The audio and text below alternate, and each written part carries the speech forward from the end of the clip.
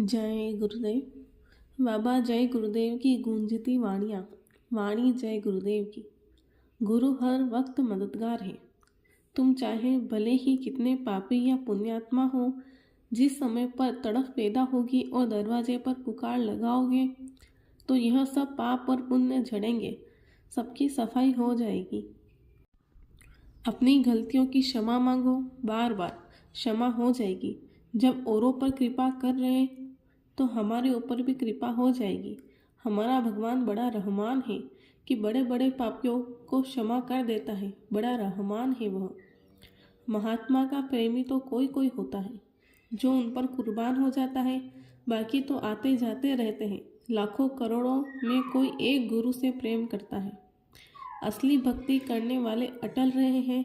उन्हें कौन सी हस्ती है संसार में जो सतपथ से गिरा दे। उनके मुरीदों को किसी से डरना नहीं चाहिए। गुरु हर वक्त मददगार है। जो हमारे भक्त हो चुके हैं उनका कहा मुझे करना पड़ता है। संत समर्थ है। सत्संग में धैर्य से रहो, वचनों को याद करते रहो। धीरज को खो दिया, जल्दबाजी की तो चले जाओगे। संत समर्थ है, सब कुछ कर सकते हैं, पर वो सदा अनुकूलता में रहते हैं और धीरे धीरे सबको प्रेम के बंधन में बांधते हैं। जब उनसे प्रेम हो जाता है तो फिर उनकी दया मिलने में देर नहीं होती है। प्रकृति काँप रही है। आज तो प्रकृति नमूना पेश कर रही है। वह सबको आगाह कर रही है कि वह तुम्हारे पाप कर्मों से काँप उठी है, घबरा गई है, विकल हो उठी है। अब वह सहन नहीं कर सकेगी। इस वास्ते अब भी समय रहते उसकी चेतावनी को पहचान लिया जाए तो उसे चैन मिल जावे और तुम भी खतरे से बाहर हो जाओ। मगर ये इंसान हजारों प्राणियों को हर पल सताने वाला, उन्हें मार कर काट काट कर पेट भरने वाला, उन्हें निर्धन भिखारी बनाने वाला, उनकी इंसानियत को लूटने वाला और लूट लूट कर महल बंगले बाग बगीचे बनाने वाला, उनके जीवन से खेलने वाला तो शैतान और हैवान से बदतर हालत धारण करने वाला बन चुका है। कब किसी की पुकार सुनेगा? इतनी फुर्सत तुझे नहीं है।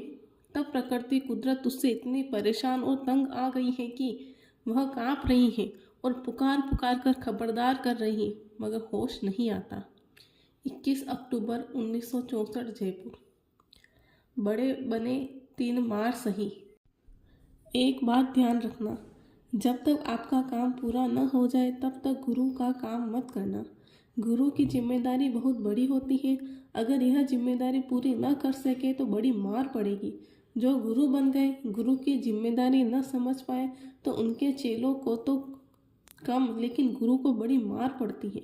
गुरु बन गए, चेले बना लिए, सबने सेवा की और चेलों की आत्मा भटक गई। गुरु बनने का अहंकार सिर पर लादा तो महापुरुषों ने कहा कि बड़े बने 3 मार सही। पाप और पुण्य की परिभाषा। लोग अक्सर यह समझने में गलती करते हैं कि पाप और पुण्य क्या है। जिस काम के करने से चेतन आत्मा को दुख होता है वही काम पाप है, और जिस काम से इस आत्मा को सुख मिलता है तो वही काम पुण्य है। दिसंबर 1993। भक्ति की पहली सीढ़ी। साप्ताहिक सत्संग जो रविवार को होता है उसमें अवश्य हाजिरी दिया करें। मालिक की जहाँ सामूहिक याद होती है वहाँ विशेष दया मिलती है। आने वाला समय बहुत ही भयानक है।